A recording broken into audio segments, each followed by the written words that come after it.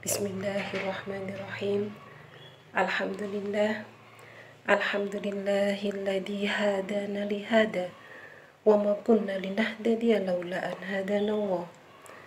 Asyhadu an la ilaha illallah wahdahu la syarikalah wa asyhadu anna Muhammadan abduhu wa rasuluhu la nabiyya ba'da. Allahumma shalli ala sayyidina Muhammad wa ala alihi wa sahbihi ajmain, amma ba'du. Alhamdulillah wa syukurillah.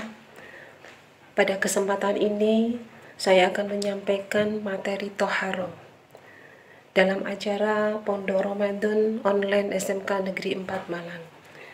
Anak-anakku sekalian yang saya cintai dan saya banggakan, yang tetap semangat belajar di rumah ya. Toharo itu sama dengan an-nadofah. Sering kita dengar kata an-nadofah. Nadofah itu adalah kebersihan. Nah, dalam hal kebersihan ini, Toharo, ilmu fikih menjelaskan bahwa mensucikan anggota tubuh tertentu dengan cara tertentu. Atau sering kita artikan bahwa Toharo itu mensucikan dari hadas dan najis. Anak-anak, yang namanya Toharo ini bukan hanya sekedar membersihkan secara lahiriah, tapi Toharo ini mempunyai arti adalah membersihkan secara jasmaniah dan secara rohaniah. Karena Toharo ini hubungannya dengan akidah. Kenapa kok hubungannya akidah? Karena orang yang mau Toharo, orang yang mau membersihkan diri, karena Toharo identik dengan bagaimana kita nanti berwudu, bagaimana kita nanti mandi besar, itu adalah tujuannya untuk melaksanakan perintah-perintah Allah. Sehingga Toharo ini adalah masalah yang terpenting, masalah yang utama dalam syariat Islam. Bahkan ibadah tidak akan diterima kalau Toharo kita tidak benar. Ibadah kita tidak diterima kalau tanpa Toharo. Ya, perhatikan. Ibadah kita tidak akan diterima kalau Toharonya nggak benar. Ibadah kita tidak akan diterima kalau tanpa Toharo. Oleh karena itu, dalam kesempatan yang baik, walaupun kalian belajar di rumah, marilah kita memahami, ya, balighu anni walau ayat. Saya menyampaikan walaupun satu ayat, walaupun cuma belajar masalah Toharo, tapi kalau kita bisa memaknai Toharo yang sebenarnya, insya Allah ibadah-ibadah kita akan lebih meningkat, lebih baik. Allah berfirman, a'udzubillahi minasyaitonirrajim, innallaha yuhibbut tawwabina wa yuhibbul mutatahhirin. Sesungguhnya Allah itu mencintai orang-orang yang bertaubat, dan Allah mencintai orang-orang yang membersihkan diri. Nah, ini sering kita ucapkan kalau kita habis berwudu. Sehingga Toharo ini adalah hakikatnya adalah mensucikan batin kita agar kita kembali kepada Allah. Yang kedua juga hakikatnya adalah mensucikan diri dari anggota badan kita. Nantinya mungkin badan, pakaian, tempat tinggal kita, dari hal-hal yang bisa menghalangi kita untuk beribadah kepada Allah. Anak-anakku sekalian, saat ini kita dilanda dengan musibah yang besar, adalah dengan COVID-19. Namun apapun yang terjadi di muka bumi ini adalah Rabbana ma khalaqta hadza batila subhanaka wa qina adzabannar. Ya, Rabbana, ya Tuhanku, tidaklah Allah ini menciptakan sesuatu apapun di muka bumi ini, anak-anak, itu sia-sia. Maha suci Allah. Mudah-mudahan kita semua dijauhkan dari api neraka. Coba saat ini kalau terjadi musibah COVID-19, jangan cuma berpikir yang kita hanya menderita, kita hanya bersedih. Tapi pasti penderitaan kita, kesusahan kita, itu ada hikmahnya kalau kita termasuk orang-orang yang beriman. Kalau kita bisa mensucikan diri kita, mensucikan jiwa, hati kita, selalu kembali kepada Allah.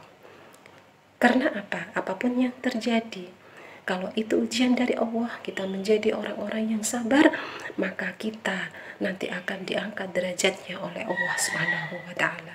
Amin ya rabbal alamin. Saya lanjutkan masalah toharo. Toharo adalah masalah akidah. Ya, jangan kalian memisahkan. Toharo yang penting bersih. Tapi toharo itu adalah masalah keyakinan. Betapa banyak anak-anak manusia semua yang bangun tidur hampir 100% itu membersihkan mukanya, mencuci tangannya, mencuci kakinya. Apakah semua orang-orang yang membersihkan muka, membersihkan tangan, membersihkan kaki itu semua berwudu? Semua bisa mengerjakan sholat subuh? Nah, marilah kita bermuhasabah diri dengan toharo, menjadikan kita meningkatkan iman kepada Allah, karena Allah itu sangat-sangat mencintai orang-orang yang bersih, sangat-sangat mencintai orang-orang yang kembali kepada Allah. Ini yang terpenting anak-anak. Sehingga kalau kalian berwudu, seringkali jangan hanya merasa mencuci tangan saja, tapi hendaklah di situ diambil maknanya, bahwa dengan tangan yang kita bersihkan, mudah-mudahan tangan kita ini tangan yang selalu memegang kebenaran, selalu memegang, melakukan sesuatu yang bermanfaat. Kalau kita membersihkan mulut kita, mudah-mudahan kita selalu berbicara yang baik, tidak menyakiti orang, berbicara yang bermanfaat. Kalau kita membasuh muka, ya Allah, jadikanlah muka saya, hadapan saya, tundukkan kepada Roh-Mu, hadapkan wajah saya, selalu ingat kepadamu ya Allah. Ini terpenting hakikat dari toharo. Kalau kalian membasuh telinga, ya Allah, janganlah saya ini mendengar sesuatu yang jelek, mendengar sesuatu yang tidak bermanfaat. Selanjutnya, bagaimana kalau kita mencuci tangan, membasuh kaki, ya, membasuh kaki, mudah-mudahan kaki kita dipakai untuk melangkah, untuk melakukan sesuatu yang bermanfaat. Ini anak-anak sebenarnya hakikat dari toharo. Kemudian saya lanjutkan dengan pembagian jenis toharo. Toharo yang pertama adalah toharo hakiki. Itu adalah membersihkan dari najis, baik najis kecil, najis pertengahan, maupun najis yang besar. Najis yang ringan biasanya disebut dengan najis mukhaffafa. Ini kalau kalian punya adik di rumah, adik yang kecil baru dilahirkan sama ibunya, cuma minum air susu ibu, belum ditambah dengan makanan apa-apa, kemudian dia itu kencing, itu adalah najis mukhaffafa, najis yang ringan, itu dibersihkan dengan air, itu sudah suci. Yang kedua adalah najis mutawasito. Mutawasito itu pertengahan. Sering kali kita, baju kita, badan kita, tempat tinggal kita itu kena kotoran. Maka cara membersihkannya, cara mensucikannya adalah bagaimana agar kotoran itu hilang, baik warnanya maupun baunya. Semuanya sudah tidak kelihatan, harus dengan deterjen, harus dengan sabun dan sebagainya. Yang ketiga adalah najis mughallado. Ini najis yang besar. Anak-anak yang terkena air liur anjing, ya hati-hati, itu harus dibasuh 7 kali, salah satunya dengan tanah. Nah, dari sini berarti kita bisa punya pengertian bahwa yang namanya toharo itu tidak identik dengan kebersihan, tetapi tetap mempunyai hubungan yang erat antara kebersihan dan kesucian. Karena apa? Kalau kita kasih contoh, misalnya air liur anjing, kena air liur anjing, najis mughallado, kenapa kok harus disuruh mensucikan dengan debu? Padahal kita tahu bahwa debu itu seringkali kita anggap kotor. Nah, ini yang tidak identik dengan kebersihan, tapi ini kesucian.